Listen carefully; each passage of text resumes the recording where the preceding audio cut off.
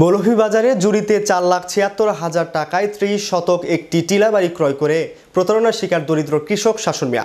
তিনি টিলাবাড়ি ক্রয় করার পর হতে প্রায় 1.5 বছর হলেও টিলার মালিক ফিরোজ আলী তাকে সেই টিলাবাড়িটি সরজমিনে বুঝিয়ে দেননি, যার ফলে ভুক্তভোগী শাসন ওই ভূমিটি ভোগ করতে পারছেন না। ক্রয়ের কিছুদিন পর ফিরোজ আলী সেই ভূমিটি শাসনকে দলিল করে, কিন্তু শাসন সেই ভূমিটি অদ্যাবধি ভোগ করতে পারছেন না। কারণ শাসন দলিল পাওয়ার পর টিলাবাড়িতে সীমানা খুঁটি বসাতে গেলে ফিরোজ আলীর পার্শ্ববর্তী প্রতিবেশী জনৈক ব্যক্তি সেই জায়গার ওপর আপত্তি প্রদান করে এবং খুঁটি উঠিয়ে ফেলে। পরে ভুক্তভোগী শাসন আপত্তিকরের বিরুদ্ধে ফিরোজকে জানালে তিনি এ ব্যাপারে কোনো কর্ণপাত না করে শাসনকে ভূমিটি সজমিনে না দিয়ে কাল ক্ষেপণ করে যাচ্ছেন। এভাবে তিনি আজ দেবেন কাল দেবেন বলে প্রায় 1.5 বছর ঘনিয়েছে।